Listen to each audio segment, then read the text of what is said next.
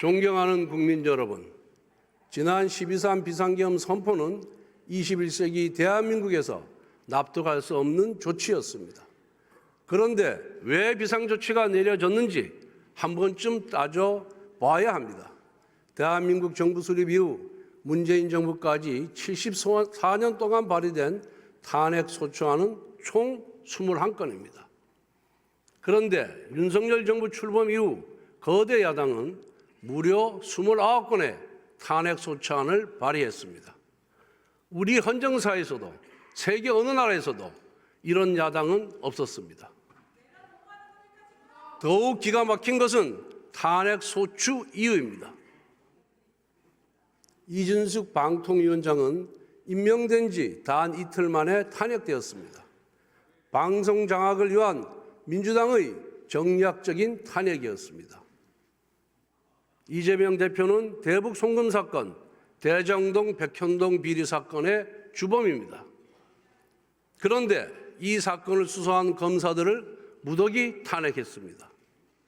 범죄 피고인이 수사검사를 탄핵하는 적반하장의 폭거였습니다.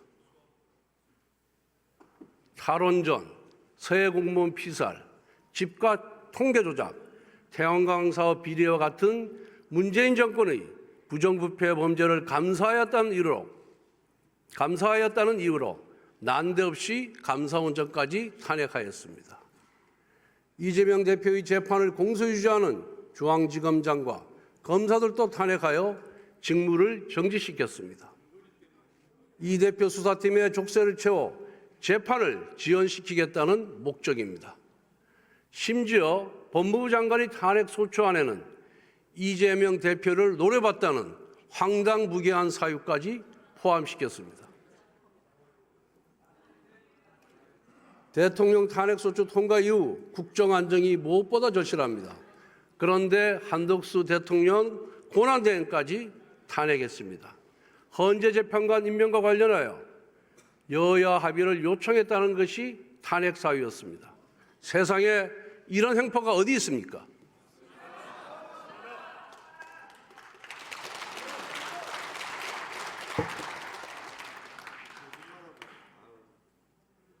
이것도 모자라서 민주당은 최상목 권한대행까지 탄핵하겠다고 시도 때도 없이 협박하고 있습니다. 여기에 더해 거대 야당은 현 정부 출범 이후 무려 23번의 특검법을 발의했습니다. 민주당이 발의한 특검법은 위헌적, 위법적 독소조항이 가득합니다. 그것도 여야 합의 없이 강행 처리하였습니다. 또한 야당은 예산 테러까지 했습니다. 민주당은 금년도 예산안을 대폭 삭감하여 단독 처리했습니다. 지역 상품권 1조 원 증액에 반대한다고 보복한 것입니다. 국회 청문회는 또 어땠습니까? 다수당의 힘으로 입법청문회, 청원청문회 열어놓고 온갖 기형적인 막말과 갑질을 보여주었습니다. 수많은 공직자, 기업인들을 불러서 마치 범죄자 신문하듯이 겁박하고 조롱했습니다. 청문회가 아니라 인신공격의 경연장이었습니다. 지금까지 대통령과 권한대행이 행사한 제의 요구권은 총 38건입니다. 이를 두고 민주당은 독선이라고 비판합니다. 불통, 독선 이미지를 낙인 찍는 전형적인 민주당의 수법입니다. 국익을 위하는 법이라면, 여야 합의로 통과된 법이라면 정부가 왜 제2요구권을 행사합니까? 국민 여러분, 29번의 연쇄탄핵, 23번의 특검법 발의, 38번의 제2요구권 유도, 셀 수도 없는 갑질 청문회 강행, 삭감 예산안 단독 통과, 이 모두가 대한민국 건국 이후 단 한 번도 본 적이 없는 처음 있는 일입니다. 의회 독재의 기록이자 입법 폭력의 증거이며 헌정 파괴의 실록입니다.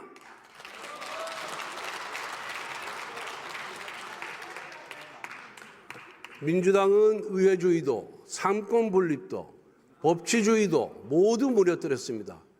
국정은 작동불능 심정지 상태에 빠졌습니다. 단언컨대 지금 우리가 겪고 있는 국정 혼란의 주범, 국가 위기의 유발자, 헌정 질서의 파괴자는 바로 민주당 이재명 세력입니다, 여러분.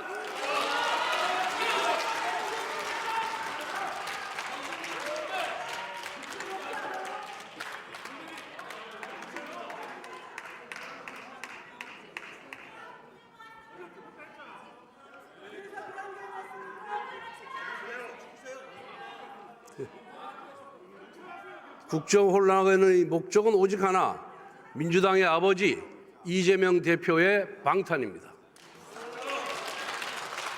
8개 사건, 12개 혐의, 5개 재판을 받고 있는 이재명 대표의 형이 확정되기 이전에 국정을 파국으로 몰아 조기 대선을 유도하고 이를 통해 대통령직을 차지하려는 정치적 모반입니다.